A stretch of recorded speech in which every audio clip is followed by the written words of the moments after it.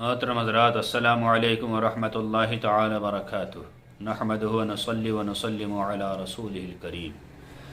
साइल ने सवाल किया है कि हज़रत, एहतलाम मुझे बहुत ज़्यादा होते हैं, क्या किया जाए, और क़तरे की बीमारी भी है, इसके बारे में क्या किया जाए।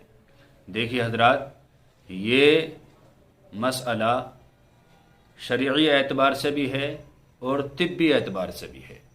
शरीयत के एतबार से इसमें क्या करना चाहिए?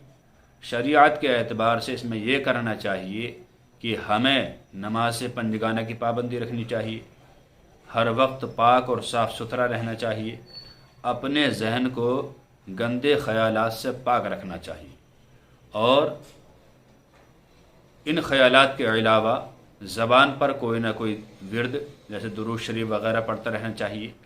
जितने ज़्यादा गंदे ख़यालात होते जाते हैं, इतने ही इंसान को एहतलाम होते चले जाते हैं और क़तरे की बीमारी हो जाती है। और तिब्बी एतबार से इसका तरीक़ा ये है कि रात को जब आप सोएं, सोने से पहले जो लास्ट मरतबा आखिरी मरतबा पेशाब करें, तो पेशाब करने के बाद कम अज़ कम 2 लोटे पानी से इस्तिंजा करें। अज़्व तनासुल की जड़ पे पानी डालना शुरू करें और पानी डालते ही चले जाएं, यहाँ तक कि 2 लोटे पानी डाल दें।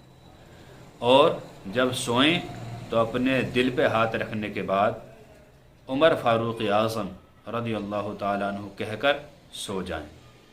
इंशाअल्लाह चंद ही दिनों में जो गलत ख्वाब आते हैं वो आने बंद हो जाएंगे और एहतलाम की शिकायत दूर हो जाएगी।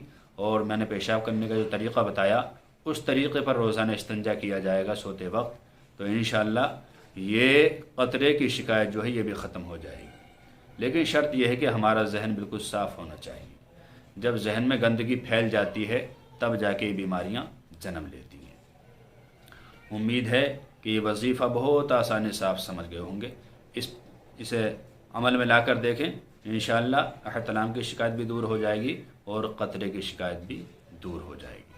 अल्लाह ताला से दुआ है कि अल्लाह ताला हर मुसलमान को हर मौज़ी मर्ज़ से शिफ़ा अता फ़रमाए। आमीन। अस्सलामु अलैकुम व रहमतुल्लाह वल्लाहु ताला आलम बिस्सवाब।